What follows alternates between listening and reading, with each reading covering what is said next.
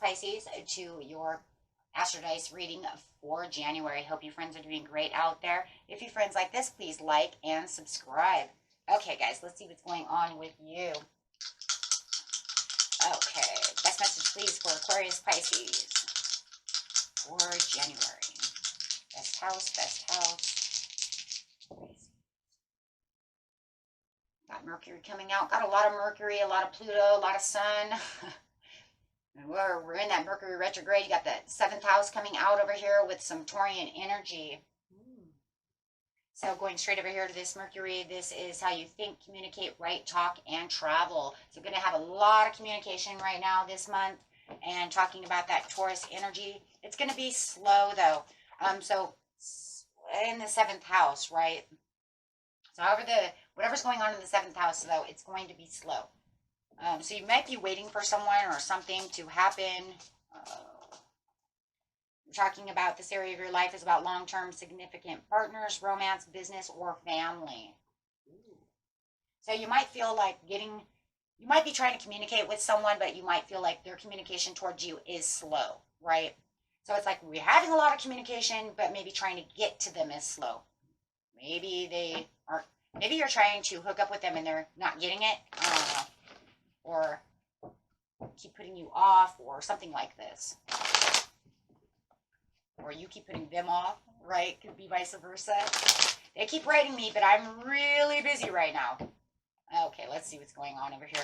Getting straight into the situation. Situation is taking place in the beginning of the month, middle of the month, and the end of the month. Maybe you can't get to this romance because I'm busy at work, so it's slow getting to them.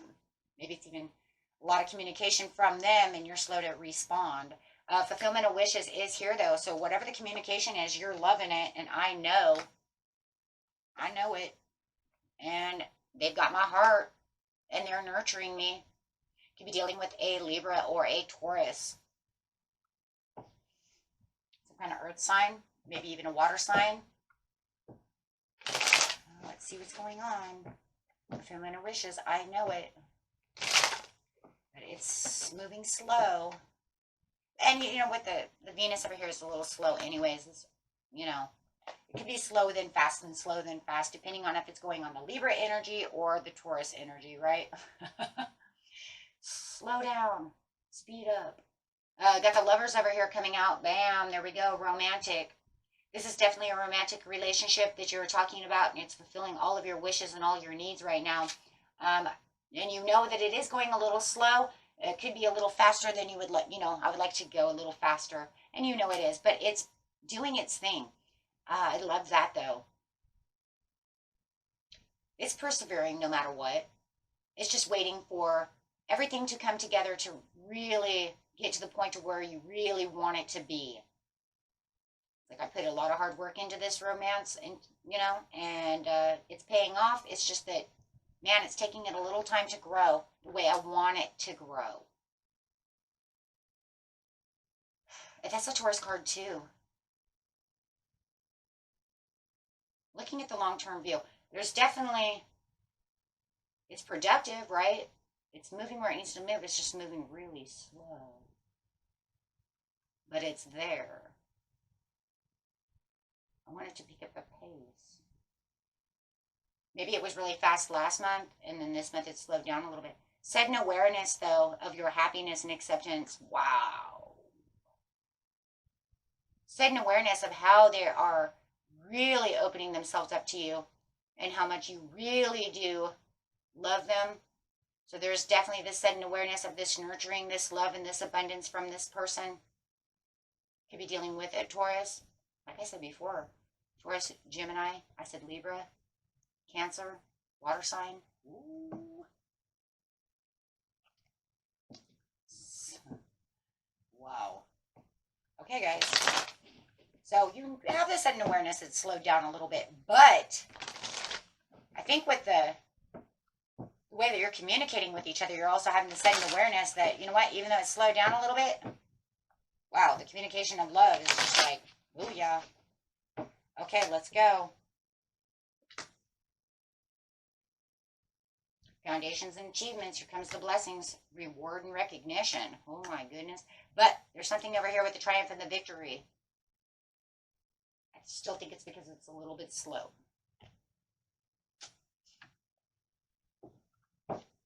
Foundations and achievements over here, my friend. I'm loving this. It's talking about how the blessings are coming in between you and this loved one. That's the Four of Wands over here. There's some kind of homecoming. I'm coming to visit you. There's that travel. They could be traveling to see you. You haven't seen them in a long time.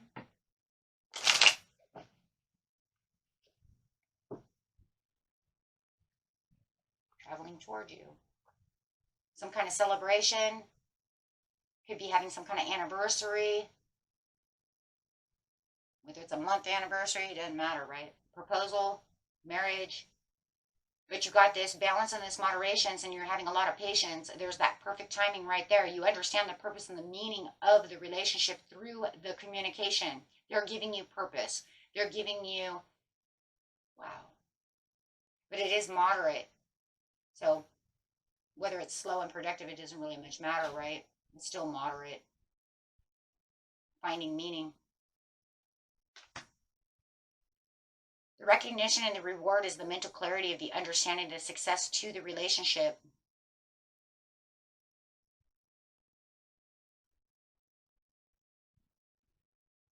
Feeling like you are growing together even more so than before, but it's still slow. It's a slower moving together. But I still understand the love that they're giving me.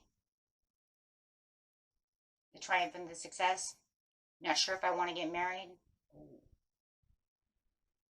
Okay. They could be proposing and you're going to say, I'm not sure if I want this yet.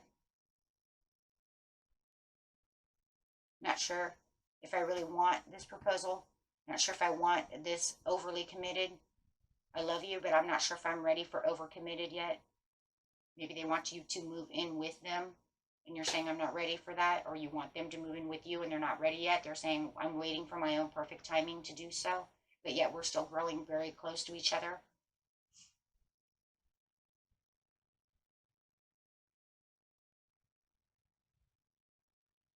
Okay. Could be the new conflict. I mean, this right here could, shows a conflict as well, the double-edged sword. Really good on one side, but a little conflicting on the other, and the other conflicting could be that I'm not going to move in with you, or I have to really 100% think about it because I'm not really that committed yet, having cold feet, something of this nature, right? Scared to overcommit, scared of getting married, scared of a proposal, not sure if this is what I really, really want. Something's going on there.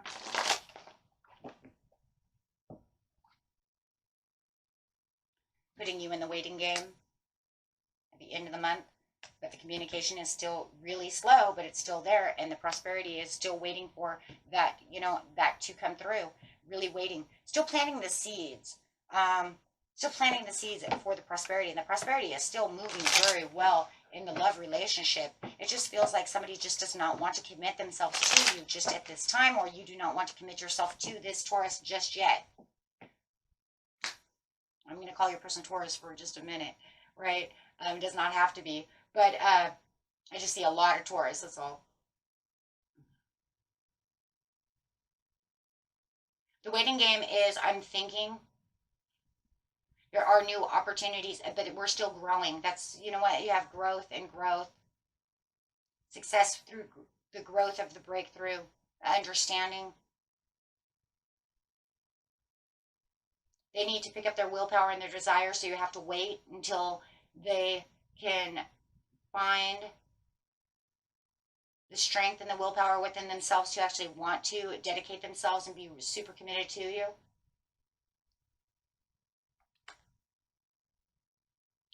Through the conversations that you're having, I mean, this is through the conversations, and then this is more speaking of that conversation, knowing your creativities, but this is the despair, this is the insecurity of the connection.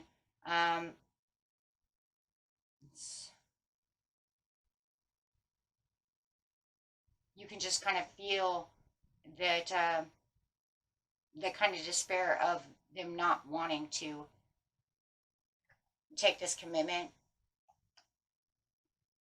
Scared to commit. That's really what it feels like, guys. Scared to commit. It doesn't matter if they're moving in with you, marrying you, It doesn't matter. It's still a fear of commitment.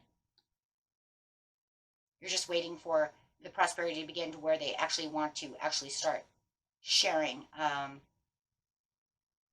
it feels like sharing more with their, how do you say that?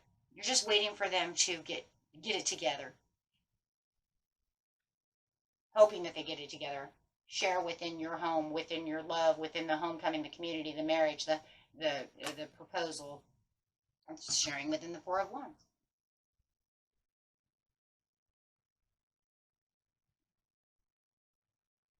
Waiting for the Nine of Cups. It's kind of crazy because it feels like the Nine of Cups is actually their Nine of Cups too. Like they want to do this. It's just they have fear.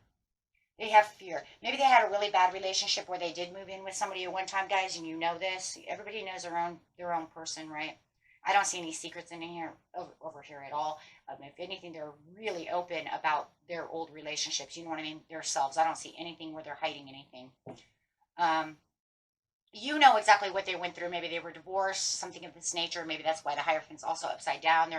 There's something that's holding them back. They fear this overcommitment. They fear of giving themselves this, but it's kind of crazy because, and it causes them confusion of what to do because they know that they love you. They know that they want to be with you and that your Nine of Cups is their Nine of Cups. And it's so crazy because after the Nine of Cups comes the Ten of Cups.